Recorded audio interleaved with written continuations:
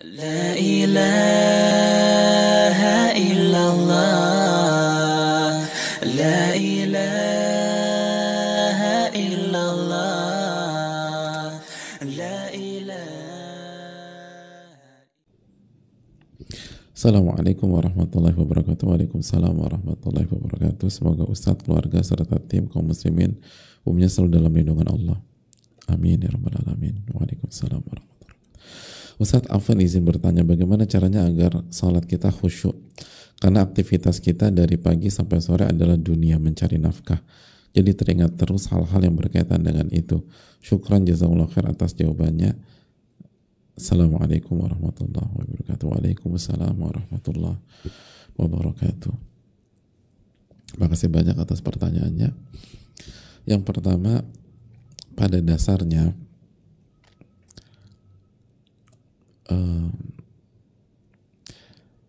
kalau kita menjaga hak Allah di luar sholat, menjaga hak Allah di luar sholat, lalu mencari nafkah itu dilakukan dengan niat yang benar, sehingga saat kita mencari nafkah, bekerja atau berbisnis, itu melahirkan pahala dan keberkahan karena niatnya benar dan dilakukan dengan cara yang benar. Kita niatkan untuk menjalankan perintah Allah, menafkahi diri sendiri sehingga kita nggak ngerepotin orang. Kita niatkan untuk menafkahi keluarga, kita niatkan untuk menafkahi istri dan lain-lain, dan kita hanya menggunakan cara yang halal, maka insya Allah itu tidak mempengaruhi sholat kita. Hadirin, kerjaan orang dulu kan secara fisik bisa banyak atau bisa dikatakan lebih capek dari sebagian kita. Saya nggak katakan semua kita, sebagian kita. Contoh di zaman Nabi, mereka misalnya kerja di kebun kurma di suhu misalnya, apalagi kalau lagi kurma tuh panen di puncak musim panas. Musim panas tuh bisa sampai 50 derajat. Jadi mereka kerja seharian di suhu 50 derajat Celcius, outdoor, nggak ada AC, nggak ada kipas angin segala macam. Kira-kira lebih berat mana, kerjaan kayak gitu atau kerjaan kita sekarang? Nah, pertanyaan berikutnya, kenapa mereka bisa khusyuk ketika sholat? Kenapa mereka bisa khusyuk ketika sholat? Padahal mereka capeknya luar biasa. Ini bukan tentang kerjaan kita dari pagi sampai sore itu. Sebagai perbandingan ya, ada banyak kita itu punya schedule main futsal setelah jam kerja. Ada yang main futsal, ada yang main tenis, macam-macam deh. Saya ingin tanya, ketika kita main futsal itu,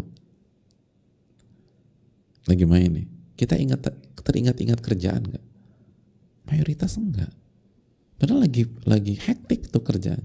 Tapi begitu masuk ke lapangan, udah ditinggalin tuh kerjaan, nggak dibawa masuk ke lapangan. Udah. Pernah ngeliat nggak pas lagi main futsal tuh teman kita buat gol, terus dia termenung gitu loh. Kenapa buat gol nggak ceria, nggak gembira, nggak senang? Kenapa termenung? Ingat kerjaan gue nih bro. Ada gitu? Nggak ada. Senang. Kalau udah gol teriak aja gol gitu segala macam. Nah itu bisa. Kenapa kalau olahraga bisa? Tapi kalau sholat alasannya kita ini ada banyak kerjaan ya Ustaz. Kalau main futsal enggak. Kalau main tenis enggak. Lepas semua tuh. Enggak dibawa masuk ke lapangan.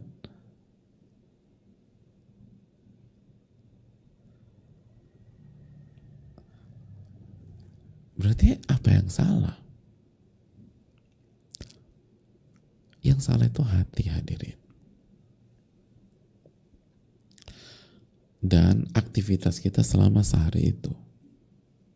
Banyak orang berpikir bahwa kehusyuan hanya ditentukan oleh hal-hal yang terkait dengan pada saat kita sholat, di saat kita sholat itu. Padahal enggak. Masih ingat nggak yang disampaikan Ibnu Qayyim rahimahullah, bahwa hati itu bisa berkhianat? Maksudnya apa? Iya, kita ingin dia khusyuk, dia nggak mau khusyuk, dan dia khianati kita. Mungkin terkesan khusyuk sebelum takbiratul ihram, begitu takbiratul ihram, hati kita khianati kita.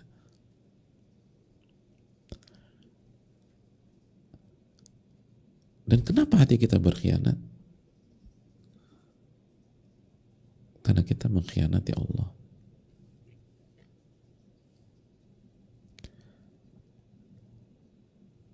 Wa'lamu anna Allah yahulu bainal mar'i wa qalbi.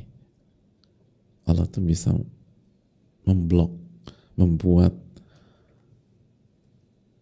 sekat, memisahkan antara seseorang dengan hatinya. Surat apa itu? Al-Anfal ayat 24 ya.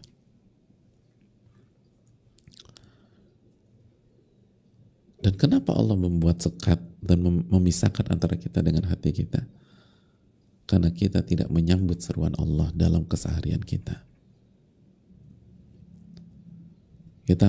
Jadi ini al-jaza min jinsil amal, hadirin. Balasan itu tergantung jenis perbuatan.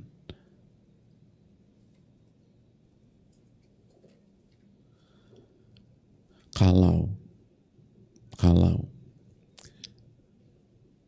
kita nurut, maka kita akan dituruti oleh hati kita.